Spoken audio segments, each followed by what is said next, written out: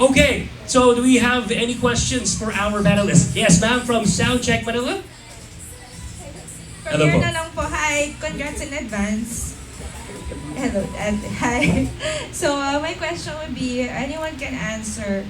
I'm so curious by your lineup, but I must say, you guys really have a pulse on who is hot because like Earl Agustin Emil, so they just won last night, so Wish Award. So, you guys really have a pulse on who is really hot now or soon to be hotter. But then, did you really think of having a diverse type of artist? Because you also have a P-pop, then you have a rock. So, did you guys have that in mind when thinking of your lineup? Thank you. Hello. Yeah, definitely po. When we come up with the lineup, we definitely considered kung sino ba yung mga trends ngayon. So that is one thing. At the same time po talaga, we're trying to aim for all of the generations. Not only the Gen Zs, the millennials. Kumbaga lahat talaga iniin natin na mag-enjoy sila dito sa event natin. So, yeah, considering yung mga sina Earl Agustin, and so they are definitely one of the choices that we had when we came with this set of artists for the Hiraya Music Fest. Thank you so much, Marvin, ma'am. Thank you so much, bro. From Soundcheck Manila, maraming salamat. Alright, yes po. From Billboard PH.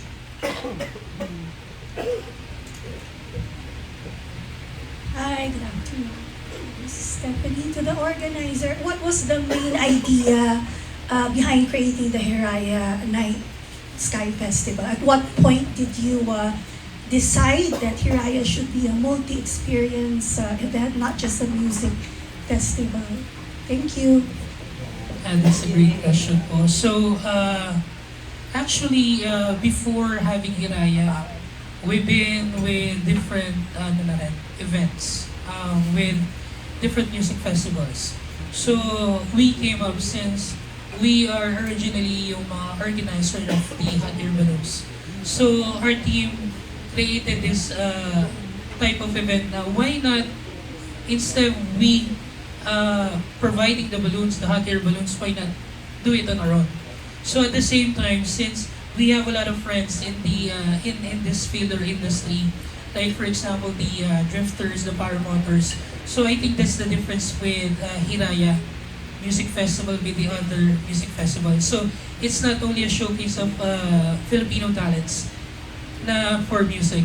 It's a showcase of Filipino talents on a different fields and in a different scale. So at the same time, gusto nating ipakilala lalo na Pampanga is really the center of the hot air balloon, at the same time center of other skilled artists like the drifters, the paramotors, and different artists. So yun po. There you go. Thank you so much po. Again, Billboard PH, maraming salamat, Sir Marvin. Thank you. Riders PH. We have a question from Riders PH. Sir.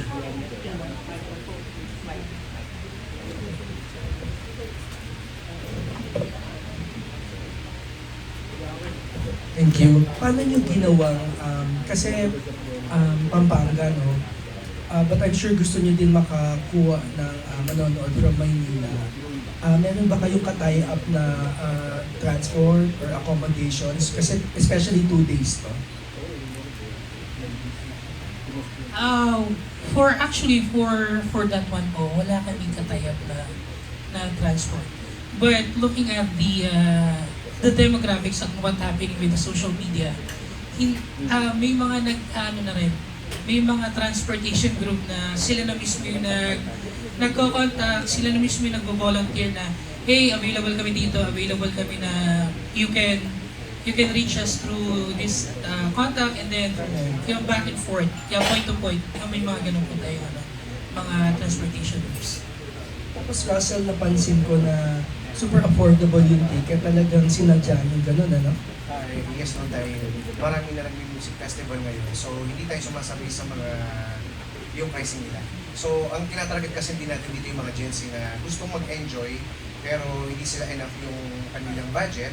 So, yung tickets namin talagang pinating namin sa kanila para maabot nila yung pangarap nila dito sa Hiraya. My last question to the Season Sisters, ano? how is it na magpa-participate kayo sa isang, is this your first time participating sa isang music festival? So good afternoon po. Once again, I'm Haran Season and isa po ako sa mga drifters na magpe-perform on Hiraya. So to answer your question po, actually this is not our first time po. So we've been around, we've been to La Union, Batangas. So whenever they have their festivities po, so we're getting invited and it has become a highlight po talaga sa mga nagiging event nila. And we're very happy na at the very heart of Pampanga kami ay magpe-perform. Ayun, to share our skills and talent with everyone. So ayan, excited kami and I'm gonna be with my sister and si Dr. Jeff. Do you have any? Both days yun, ano? 1 and Yes, day 1 and day 2 po. So we'll be running from morning till 11 a.m. to 5 or 5 p.m. 2. Salamat. Maraming salamat, sir. Thank you so much to our season sisters. Thank you. At saka yung atin po palang location, Clark Global City is very accessible sa expressway. No?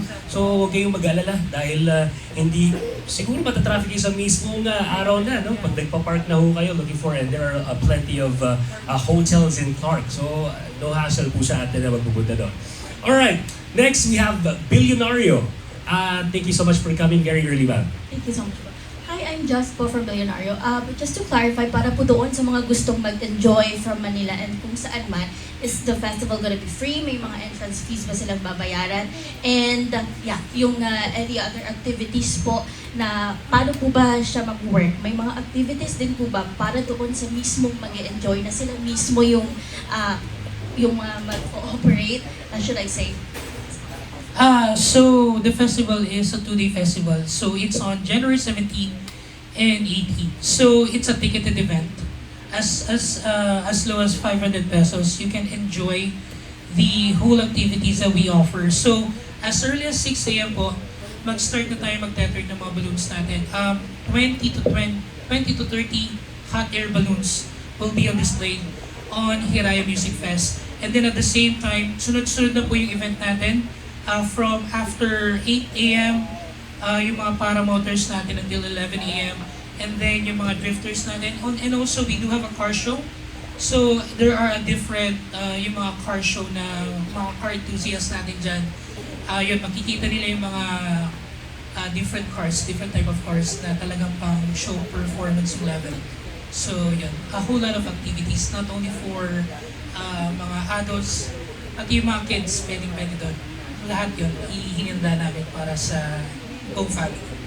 And just one more question po. This might be too early to ask, but do you have any reminders for those people na pupunta po doon? May mga kailangan nilang dalhin, you know? We do posting naman on our social media, but syempre, once you go there, we highly recommend na yung mga kits nyo, yung mga susutin nyo, talagang for comfortable, para hindi kayo mahirapan din sa venue natin. But we also put up mga tents, mga silungan para sa mga attendees natin. So, Thank you. Thank you so much, ma'am. Also, maraming salamat. And just a quick trivia, ang ating mga kasamahan from Paramotor Philippines just recently competed sa SEA Games, correct? Yeah, so grabe, palakpakan po natin sila. And during Hiraya, pwede ho kayong mag-tandem na paramotor, so you could actually experience that too. Okay? So next to ask questions would be from DZMM, Arangkada Balita, FMR. Ladies and gentlemen, DJ Jayo. Hi! Magandang hapon po sa inyo. And first, thank you for inviting us. I'm from DZMM, 92.3 and Arangkada Balita, DJ Jayo po. I remember lang po, I've been hosting mga hot air balloon events and concerts from the past. Like, lagi po siyang tumatapat sa February kasi parang 'di ba yung concept nila is yung laging love is in the air, ganyan. What makes the January 17 and 18 po na special na bakit hindi po sa ibang mga dates po, sir? Yeah, that's a great question. So bakit January? Actually, January kasi it's the first week of the year. I think ito yung isang malaking pasabog that we can provide after the New Year. So at the same time kasi parang strategically na mas maganda yung, lalo na sa area namin, sa Clark, Nova City. Yung area niya is open space. So at the same time, kapag yung mga ganitong maganda yung klima. Hindi siya mainit, hindi siya ganun kainit. So, that's why we push on January. But hopefully for this year, on the next upcoming lights, sana December. Originally, December talaga. Para kasi what we're planning was, ano ba yung pupuntahan natin pag December? Yun talaga yung plano na. So, hopefully, by this 2026, we can do it in December. Question po, lahat po kayo na mga producers po are all from Pampanga po?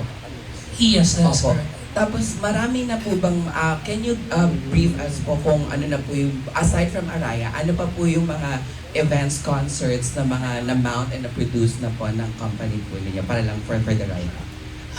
Actually, this is the first under Hiraya. But we are the same one na nag-handle din ng Pico Loco. Pico Loco, if you're familiar with that. And at the same time kasi, like what I said earlier, we're the one kasi producing the hot air balloons. So the other, if may alam kayong ibang festivals na nagdi-display ng hot air, sa amin na yan. So yun. Wow. Yeah, this is the first Hiraya. Yeah, this is the first Hiraya under Hiraya events. Yes, sir. Maraming salamat. Thank you po, And, DJ. Yeah, more events na po Thank you sa po. inyo. Thank you, DJ Jaiho, and we hope to see you there, and actually all of you guys. All right, next is Net 25. Ay po, si Sir po sa Net 25. Pag sasagot po kayo, doon na lang po sa camera. Pasensya na po dito. Sir, opening salvo po kayo ng Music Fest po this year. And kumusta po? Ano po yung difference nito na masasabi po natin dun sa mga existing at long guests o mga long running na po na mga music fest po right now? Hindi ko na po babanggitin yung iba pero napakarami kasi ma-promote pa. Pero ano po yung difference nito, sir? Kasi every month yata ngayon merong isa o dalawang music fest na magaganap, lalong-lalo na pag buwan ng Pebrero tsaka summer. Anyone can answer po kung sino man po yung concern. So yung difference po niya sa other na music festival is yung ito pinagsama-sama na po namin lahat ng mga shows yung hindi lang makuha nila. Ganun. Tapos at the same time, yung Hiraya kasi hindi lang siya music fest, meron siyang kinungkwento. So bawat kwento dito ng mga tao kapag nakita nila yung balloons na lumipad, kasama para motors. So yung mga pangarap nila dati na pinapanood lang, nilalaro lang. So ito yung makikita nila sa Hiraya. This is the first culminating po ba ito? Or may nangyari na po before na Hiraya? Actually po, this is the first for, like what I said earlier, this is the first for Hiraya Music Fest. But kasi, this has been possible from Pico Loco. So that's why we're trying to put it on our same brand, Hiraya talaga. So kaya nga sir, why sobrang budget friendly niya kasi you can see car drive, you can see car show, you can see paramotors, you can see hot air balloon, and the music festival concert on that scale of ticket price. Kung baga, ang mangyari po nito, magiging annual event na po kayo. Yes. Taon-taon. Yes po. This is a pioneering stage po natin. Yes po. Actually, we're looking forward on upcoming events on Lake Batangas and other Lilipat ng mga places po. Yes po, yes po. Not only in Pampanga. Exactly po. And my last question po is, kasi yung lineup niyo po sir is, meron po kayong Rob Daniel, meron kayong Four Spades, meron kayong Dionela, Earl Agustin, Juan Carlos. Talagang ganito na po talaga yung lineup ng mga artists, no? Paano po yung mga, hindi niyo po lalagyan to ng mga artists noong 90s, early 2000s, talagang mga Gen Z at mga general, yung millennials na po talagang lineup po natin. Actually, sir, when we had this lineup, originally planned was to get those hot trending artists. But kasi, well, you're right. After, even I myself, sinabi ko rin na kasi when we talk with the crowds, lalo na yung kaedara na mga 40, di ba?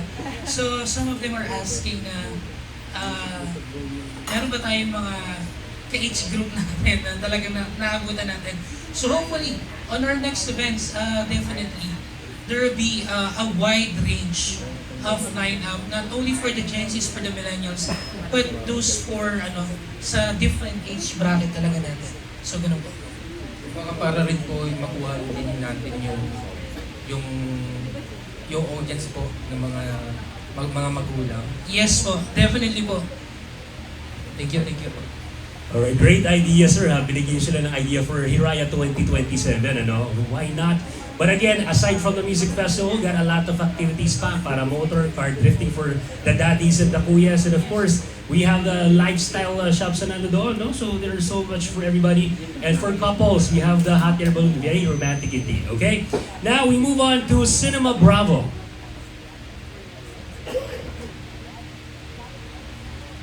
Yes, ma'am? Hello po. Curious lang po ako kasi po yung ticket parang sa tatlo na hati. So paano niyo po i-moderate yung audiences? Kasi normally po, di ba po pag ganyan, open grounds, tapos mostly yung tao, lang, kumbaga parang lahatan lang po.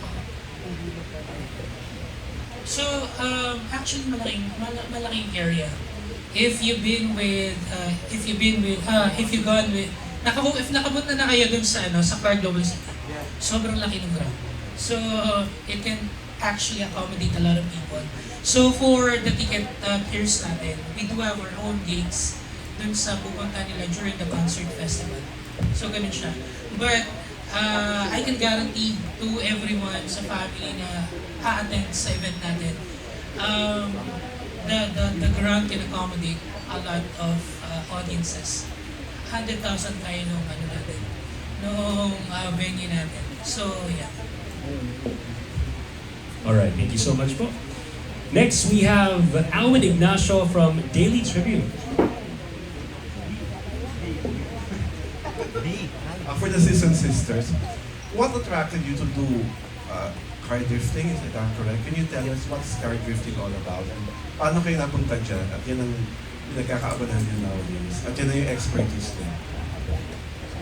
Hi, good afternoon po. Actually, drifting is a motorsport. So, it's the fastest growing motorsports in the world. So, very aware po dyan yung mga new generation, even katulad po ng father namin. So, ang question na po, paano po kami na-involve? Yung father ko po, yan, nandyan po kasama natin, si Dr. Drift Odell Season. So, he's a, adrenaline junkie. So, lahat na po yata ng may gulong na try niya na simula bata. And then, meron din po siyang customization shop. So, siya po yung nagbe-build ng mga sasakyan. And eventually, dumating po yung panahon na sumikat yung drifting. So, in 2004, dinala po nila Dr. Drift, yung drifting dito sa Philippines. And it became one of the highlights of motorsports po. And nagka-compete din po kasi kami. So, aside from competing, from building the drift cars, dito po sa event na to, showcase po natin kung ano yung motorsport. And not just showcase, ma-experience po nila. So, paano? So, by showcasing drifting, ma-experience po nila through, katulad nga po sinabi ng sister ko kanina, we've been doing this sa mga festivities. So, gagawin po namin, kami lalapit sa crowd, sa mga nanonood, and mamimili kami doon ng pinaka-enthusiastic, pinaka-energetic, talagang wild. Kasi kung makikita niyo po, sana makapanood po kayo, talagang crowd is gonna go crazy. Talagang marinig pa lang nila yung sound ng engine, kahit nasa malayo sila, talagang dadagsahin kami ng tao para lang maka-experience. Kasi it's a once in a lifetime experience, seeing hindi normal na nakikita yung mga drift cars sa certain area. Usually makikita nyo po yan sa mga racetrack. So dito po sa Hiraya, dinala natin yung drifting para ma-experience ng mga tao. And they're gonna have chance, definitely. And non-stop action po yon, so we will accommodate as many as we can hanggang may gulong at may gas at may energy. And for sure, isasagad natin hanggang kaya. Alright, thank you so much. That's why we're lucky to have the Season family there with us, no? And we're very excited to witness the car drifting activities happening there. Okay, let me ask a follow-up question lang, mabilis lang, no? On behalf of Soundcheck Manila. May tanong lang po, it's very important para sa organizers. Pwede po bang makisakay sa hot air balloon daw ang mga concert goers natin or sumali sa mga paramotor activities? Yeah, definitely po. However, limited slot. So, for the hot air balloon, yes. Additional po ba daw na bayad? Yeah. So, for the hot air balloon, so, sobrang minimal lang. 1,000 pesos for the tethered ride. But like what I said, it's limited lang. Limited slot lang yung pwede natin i-cater. No. So the ticket for the hot air balloon will be on the venue directly. Kasi we do not want to magbenta tayo ng early pero hindi sila makasakay pa agad. So yun sir. Once they arrive at the event, so the ticket will be there. And then, like what I said, limited slot lang. Kasi yung weather, yun yung inano natin, baka mamaya lumakas yung hangin. So that's why early as 6 a.m. to 8 a.m. para medyo mahina pa yung hangin, we can accommodate as many as we can. So, Sir Marvin, so this is a T3rd na it's hot air balloon flight, no? it's a T3rd. So hindi sila ililipad talaga pala yun? Hindi pwede. Hindi pwede, ma'am. Kasi we are near Clark International Airport, so that's why we cannot do a free flying. Pero syempre, mataas kasi. Mataas pa rin naman ang siya. lipad. Mataas pa rin yung lipad ng mga balisa. Nakatali nga And ano lang. pala, one more thing. One more thing pala, we will also be showcasing here yung pinakamalaking balon na available right now here in the Philippines. Papaliparin namin dun sa Hiraya Music Festival. Wow! So there you go. That will be the first time na makikita natin, no? The biggest hot air balloon daw in the Philippines. Aabangan natin yan. Alright. Next, we have from FMR. Yes, sir. Yes, sir. We will also offer the paramotor tandem at the site. So tickets will be sold as well in the area. So it will be flying within the concert area. How much is it? The range is actually from 3,000 to 5,000. So that includes the what is the camera and the video. We can't tell yet kasi we will have to. Yes, there will. May kasama naman po. There will be a certified pilot who will. There will be a video definitely. Yes. Sir Arthur, ilang minutes ang pagpapalipad kasama na? We can't tell yet kasi we haven't fly the area. This is the first time actually we're flying the area. Alright. But definitely, pwede ho kayong makisakay sa kanila, ano? But you're Yes, gonna be with the we will be offering, they call it foot launch, which is dalawa kayo. The tandem pilot here and the passenger here. And there will be like a trike, we call it a trike. Nakasakay kasi isang, hindi, actually hindi ka tumatakbo nun, may gulong siya. It's the same yes. car drifting. Meron po bang pwedeng makisakay sa inyo? Yes, so ayun. Pwede. Yes, opo. So ano po, gagamitin po namin mismo yung drift car na pinang-compete namin. And we're going to be 3 drivers po. So it's gonna be me, my sister Ashley Season, and then my dad, Dr. Drift, of course. So that's equivalent to 3 passengers at a time. So tagi-isa kami, katabi namin sila. So definitely yes, we can give the experience po, and yun yung goal namin, to share our passion and skills po dito sa Hiraya. Sorry. Yes, Do you and have an for idea how free. much? For free. So ang method po na ginagawa namin is we pick po sa crowd. So randomly, kung sino yung energetic, enthusiastic, and of course excited na nandun sila sa grounds. So yun po, hopefully, and we see you there, and yun, ma-experience niyo po. So literal pala na hindi lang nila mapapanood, they will be able to experience everything there, right? Yes po. So imagine parang yung movie na Tokyo Drift. Oo Yan, nga. Fast and Furious. Yes po. So number 1 requirement, you gotta be there. Okay? O, kailangan panoorin niyo sila. You might be the random girl or guy na makakasama nila. Okay? Next from FMR 92.3, DJ Chloe. Hello everyone, I am DJ Chloe from 92.3 and Arangkada Balita. Thank you for inviting us as our team. My question for you po, regarding the paramotor activities, how can you ensure the safety with regards to the simultaneous salang of each activity? We have the motorsports, we have the hot air balloon, so everything is happening all together at the same time. How can you ensure our safety of the audience? Okay, to answer the safety, first off, we are all pilots, but there are only limited number of tandem pilots. So these tandem pilots are certified. So definitely, I can call na safe naman sila. We don't have any incident regarding paramotor tandem.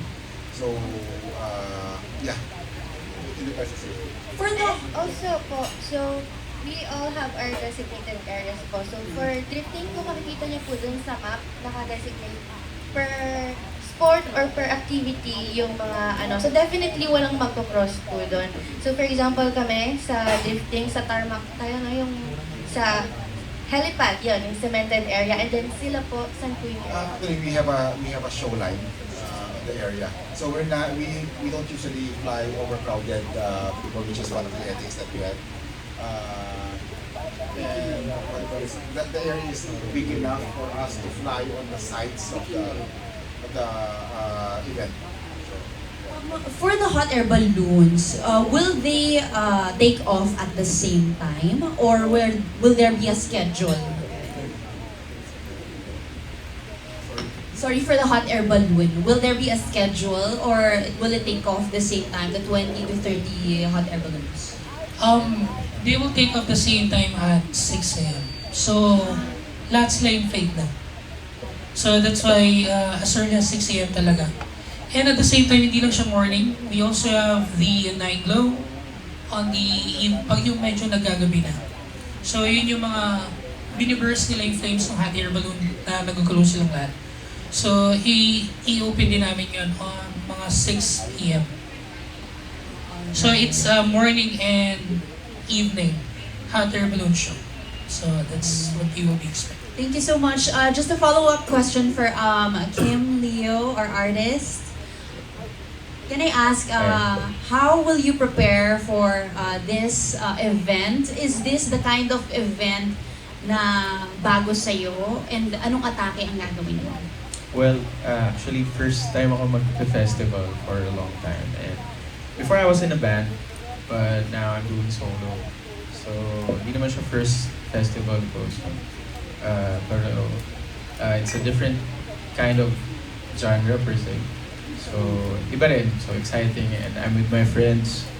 Sila Kuya Batoy and those people. So, Maraming salamat po. thank you. Thank you, DJ Chloe. And Kim Leo is also a music producer. Sir Kim, can you tell us more about some works that you've done with other artists? Yeah, actually, I'm doing a lot of, I'm a recording engineer din sa Kodama Studio. I'm recording a lot of artists. So, sila Kuya Rames, marami, I cannot say, sila Ian Veneracion, sila Forbes Spade, sila Bajao, I'm one of my closest friends.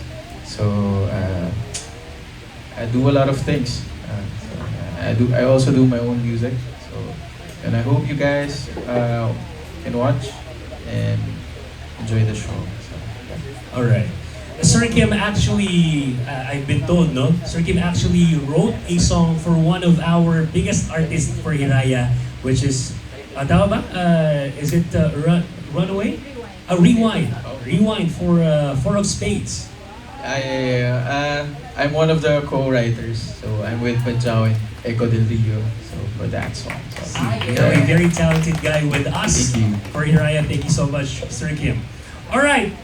May we also call on Sir Kevin Pableo for his questions from ManilaConcert.com. Hi, Kevin Pableo from Manila Concerts. Looking forward for this festival po. Magiging annual to, di ba, sir? And sino yung dream lineup niyo po for the next festivals? Okay, that's all.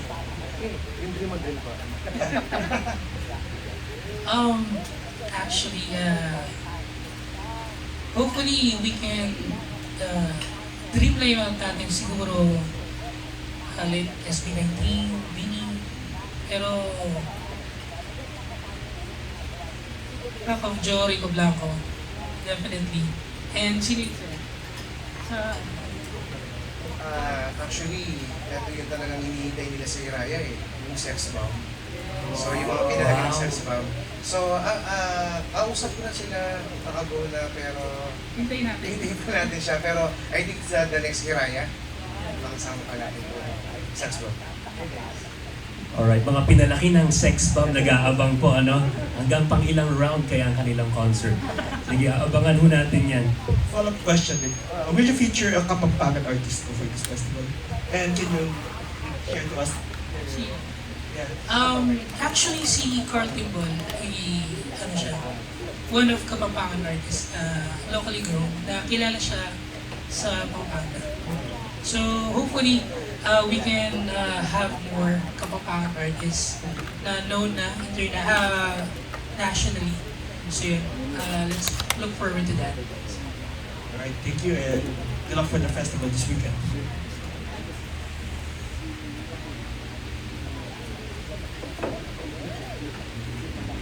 Alright. We have Mika from Push.com.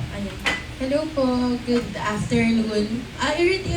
Ulitin ko lang po yung question kanina kasi this is for the fans na can't make it, mga taga Visayas and Mindanao. Are you willing to expand the music festival sa different sites or different areas sa Philippines, especially to Visayas and Mindanao? And if mangyayari po ba siya within this year or it's the next schedule for another year for Yes, mangyayari po yan. So, tulad po ng yung Hiraya title pa na natin, abutin natin lahat ng pangarap natin dyan. From Davao, Cebu, may planning na po. This year? Yes, hopefully this year.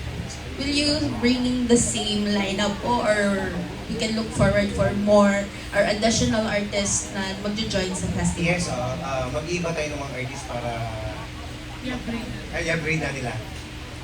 And questions din po about the festival. Will you be releasing the set lists and schedules for them to follow po for the weekend ganap? Yeah, actually for this week, we're hoping na ma-release natin yung set list and yung schedules para alam nyo lahat. Kasi ang dami nagtatanong yan. But hopefully, this week before the event, we can on our social media pages. Thank you so much po and congratulations in advance. Alright.